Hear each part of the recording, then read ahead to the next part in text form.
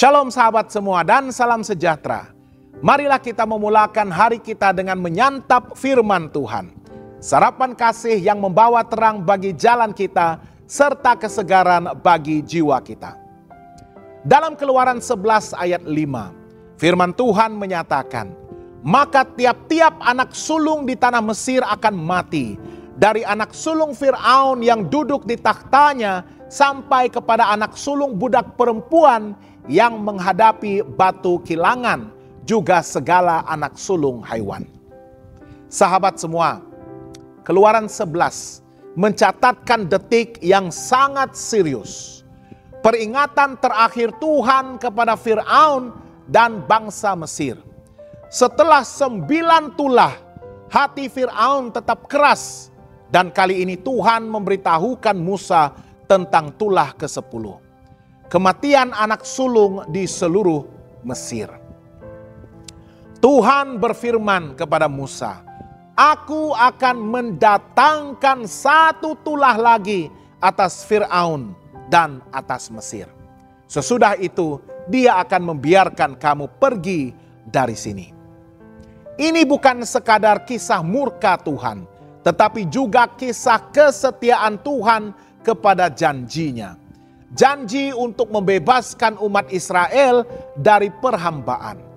Mari kita renungkan apa yang Tuhan ingin ajarkan kepada kita melalui peristiwa ini. Pertama, Tuhan itu panjang sabar tetapi adil. Selama 9 kali Tuhan memberikan kesempatan kepada Fir'aun untuk bertobat. Setiap tulah adalah peringatan kasih. Bukan karena Tuhan mau menghukum, tetapi karena Dia ingin Fir'aun sadar dan berubah. Namun, ketika Fir'aun terus menolak, akhirnya tiba saat keadilan Tuhan dinyatakan. Tuhan yang kita sembah adalah Tuhan yang penuh kasih, tetapi juga Tuhan yang adil. Dia panjang sabar terhadap kita, menegur, menunggu, bahkan menunda hukuman supaya kita berbalik kepadanya. Namun, bila kita terus menolak suaranya, tiba saatnya Tuhan harus bertindak untuk menegakkan keadilan. Jadi, bila Tuhan berbicara dalam hati kita melalui firman, jangan abaikan, jangan tunda pertobatan. Sebab setiap penundaan boleh membawa kita lebih dekat kepada akibat dosa yang tidak perlu kita tanggung. Kedua, Tuhan melihat dan membela umatnya. Ayat 2 berkata, "Katakanlah kepada bangsa itu supaya setiap laki-laki meminta kepada tetangganya dan setiap perempuan kepada tetangganya barang-barang perak dan emas."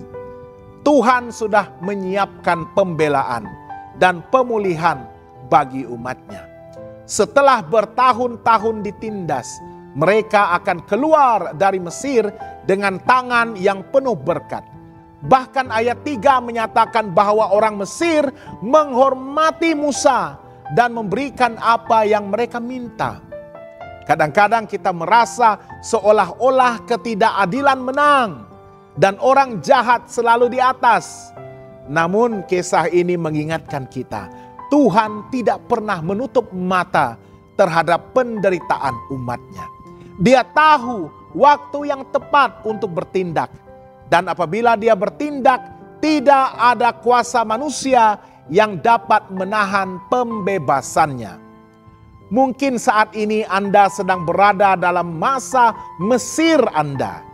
Diperhimpit oleh tekanan, ketidakadilan, atau pergumulan berat. Jangan takut, sebab Tuhan masih bekerja di belakang tabir. Saat Dia bertindak, pembebasan itu pasti nyata. Ketiga, firman Tuhan pasti digenapi. Dalam ayat 4 hingga 6, Musa menyampaikan dengan tegas, "Kira-kira tengah malam aku akan berjalan dari tengah-tengah Mesir, maka setiap anak sulung di tanah Mesir akan mati." Dan Musa berkata, "Tetapi kepada semua orang Israel, seekor anjing pun tidak akan berani menyalak." firman Tuhan jelas dan pasti. Ada pemisahan antara mereka yang taat dan mereka yang menolak Tuhan. Firman Tuhan tidak pernah gagal. Apa yang difirmankannya akan digenapi pada waktunya. Dunia boleh meragukan, manusia boleh menolak, tetapi rencana Tuhan tidak pernah dibatalkan. Bagi kita yang hidup dalam ketaatan, janjinya tetap kukuh. Perlindungan, pembebasan, dan keselamatan dalam Kristus. Namun, bagi mereka yang menolak, firman yang sama menjadi peringatan tentang akibat ketegaran hati. Keempat, ketaatan akan membawa kepada perlindungan. Walaupun Keluaran 11 belum menceritakan pelaksanaan tulah terakhir itu, di sini Tuhan sudah memberitahu Musa bahwa umat Israel akan dilindungi. Perlindungan itu nanti diwujudkan melalui darah anak domba Paskah, lambang keselamatan dalam Kristus. Ini mengajar kita bahwa ketaatan lebih berkuasa daripada kekuatan manusia. Fir'aun memiliki tentera, istana, dan kekayaan, tetapi semua itu tidak dapat menyelamatkannya. Sebaliknya, umat Tuhan yang sederhana diselamatkan hanya karena mereka percaya dan taat kepada firman Tuhan. Dalam dunia yang semakin tidak menentu pada hari ini, keselamatan sejati hanya ditemukan di bawah darah Kristus, anak domba Allah. Ketaatan kepada firman Tuhan adalah tempat perlindungan kita yang paling aman. Kelima, hati yang keras menutup pintu berkat. Ayat 10 menutup bab ini dengan kata-kata yang menyedihkan. Musa dan Harun melakukan segala mujizat itu di hadapan Firaun. Tetapi Tuhan mengeraskan hati Firaun sehingga dia tidak membiarkan orang Israel pergi dari negerinya. Firaun melihat mujizat, mendengar suara Tuhan, namun tetap menolak. Akhirnya hatinya menjadi begitu keras sehingga tidak lagi mampu merasakan kebenaran. Kekerasan hati adalah bahaya rohani terbesar. Ia membuat seseorang tidak lagi tersentuh oleh firman atau kasih Tuhan.